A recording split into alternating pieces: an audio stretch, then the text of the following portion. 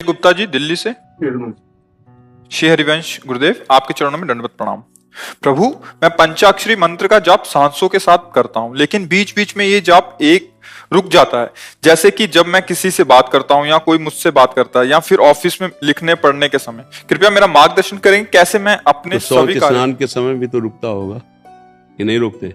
आगे इनको डाउट है कि उसमें कर सकता हूँ क्या? नहीं नहीं नहीं, गुरु प्रदत्त है तो फिर फायदा क्या है? हाँ, चाहे शिव विरंच सम होई गुरु बिन भव निधि तरंग। इन सब का फल यही होगा कि पहले गुरुदेव का वरण करो। सही उपासक जो भगवान शंकर की आराधना करते हैं और उनसे विधि पूर्वक पंचाक्षरी मंत्र लो, यही मंत्र देंगे। अब जो फिर वो यात्रा प्रारंभ होगी। ये ऐसे बिना विधान के नहीं चल। तुम अपने घर के बहुत बड़े इंजीनियर हो, लेकिन आपके पास सर्टिफिकेट नहीं है, फिर क्या? आप कहो जाके कि हम सब कुछ कर देंगे, आप अपना दिखाइए। तो बोले वो नहीं है तो बाहर आप बहुत डॉक्टरी जानते हो, आपके पास वो नहीं है। भाई PMDO क्या लिखा जाता है डॉक्टरों के, MBBS जो क्या है, तो अगर वो डिग्री नहीं है तो आप कहो हम बड़े डॉक्टर है, तो तुम्हें झोला छाप करके बाहर निकाल दिया जाएगा, है नहीं? तो ऐसे ही ये भगवत मार्ग है। चाहे शिव विरंच सम होई गुरु बिन भव निधि तरह न कोई।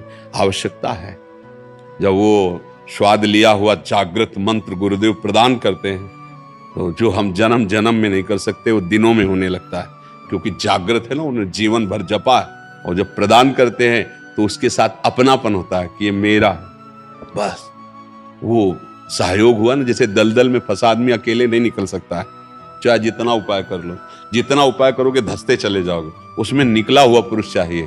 तो प्रपंच रूपी दलदल है, इससे निकालने के लिए सर्व समर्थ गुरुदेव भगवान निकले हुए। हाथ पकड़ाओ, एक झटके में बाहर हो। ये दलदल है इसमें। तो इसलिए हमारी पहली प्रार्थना है कि आपके भजन का फल हुआ कि आप यहाँ संभाषण कर रहे हैं। जब द्रोही दीन दयालु राघव तो साधु संगत पाए। किसी ऐसे महापुरुष का वर्ण करो जो भगवान शिव का अनन्य उपासक हो शैव संप्रदाय से, और उससे पंचाक्षरी दीक्षा लो। फिर सत्संग कहीं भी सुनते रहो, परमार्थ के प्रश्न उत्तर कहीं भी लेते रहो, पर अपने गुरुदेव का वर्ण करो और उनकी बताई पद्धति से मंत्र जप करो। मनमानी भजन का फल होता है गुरु की प्राप्ति, और गुरु प्रदत्त भजन का फल होता है इष्ट प्रेम भगवत प्राप्ति। मनमानी से बिल्कुल पक्का समझ लीजिए।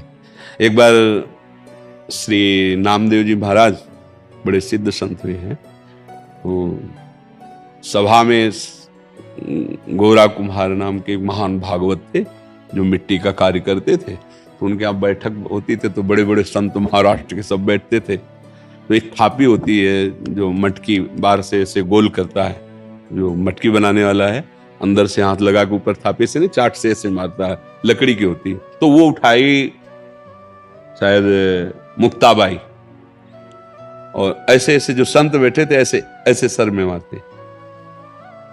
तो गोरा जी ने पूछा, गोरा महाभागवत थे, भाई ये क्या करे बिटिया? तो कहा काका देख रहे हो मटकी कौन सी कच्ची है कौन सी पक्की है। तो संतों के ऐसे ऐसे करते तो हंस देते।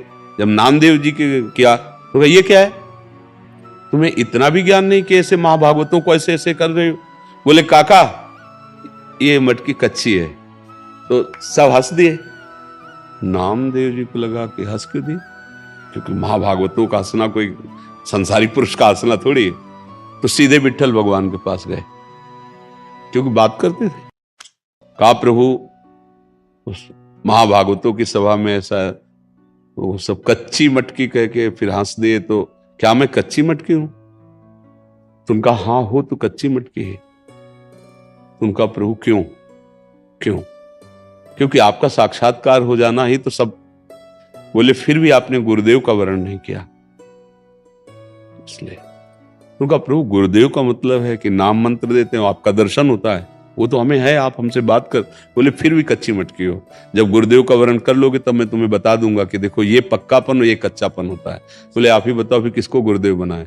तो बोले विश्वोबा खेचर जी जंगल में एक शंकर जी का मंदिर वहां पड़े हुए हैं, आप वहां जाओ और उनको गुरु रूप में वर्ण करो, और जो उपदेश करें फिर आप उस पर चलना। वहां गए तो देखा शंकर जी के जो पिंड है ना, उसके ऊपर वो चरण रखे हुए हैं ऐसे। उनका ये तो आस्तिकता के खिलाफ है, मतलब ये तो नास्तिक पुरुष का लक्षण है। भगवान शिव के चिन्ह पर जो है चरण रखे हुए, तो कहा आप चरण हटाइए ये भगवान शंकर के ऊपर से। उनका बेटा जहां भगवान शंकर ना हो वहां रख दीजिए, मैं बूढ़ा शरीर हूं। ऐसे चरण पकड़ा, ऐसे किया, हटाया आवेश में, नया शिवलिंग, जिधर करे नया शिवलिंग, कण कण शिव। तो आप समझ गए, पहले तो लगा कि ये तो आस्तिक भी नहीं है और इनको गुरु बनाने की बात। तब चरणों में पड़े, बोले भगवान ने कहा कि आपको गुरु में, तो बोले उपदेश हो गया। कोई कण ऐसा नहीं जहां भगवान नहीं है, इसका बस गुरु उपदिष्ट। अब जब चिंतन किया तो एक दिन रोटी बना रहे थे, बना के रखा और घी ऐसे गर्म करके उसके ऊपर लेप करने के लिए जब मुड़े तो एक काला कुत्ता ऐसे रोटी मुंह में दबा के भागा। तो बोले देखो देखो रोटी ले जा रहा है। तो आप घी का कटोरा ले जाए, प्रभु आप भागिए मत, रोटी में घी लगवा लीजिए फिर पा लीजिए। नाथ अब गुरु कृपा से मैं जान गया हूं कि आप सब में विराजमान है। कुत्ते में भगवान प्रकट हो गए। फिर जब मंदिर दर्शन करने गए तो बोले देखा गुरु कृपा ने कुत्ते में हमारे दर्शन करा दिए और मैं ही उस बालिका के रूप में थाप मार रहा था, तुम नहीं जान रहे थे, हमसे मंदिर में शिकायत करने आए थे। आज गुरु कृपा हो गई तो कुत्ते में तुमने भगवान ढूंढ लिया। तो बिना गुरु कृपा के भगवत साक्षात्कार तत्व बोध होना ये असंभव है, असंभव। इसीलिए बड़े भगवान ने गुरु बनाया। बोलो भगवान की श्वासों से चारों वेदों का प्रादुर्भाव हुआ है, भला भगवान का कौन गुरु बन सकता है? लेकिन भगवान ने जब जब अवतार लिया तो गुरु रूप वर्ण किया कि नहीं। राम जी तो वशिष्ठ जी को कुलगुरु है, विश्वामित्र जी को गुरु रूप में स्वीकार करके पीछे पीछे चले। जनकपुरी में भी जब गए तो गुरु भगवान के रूप में विश्वामित्र जी थे। अवध में वशिष्ठ भगवान गुरुदेव के रूप में थे। कृष्णावतार में संदीपनी गुरु जी प्रसिद्ध है नहीं भगवान।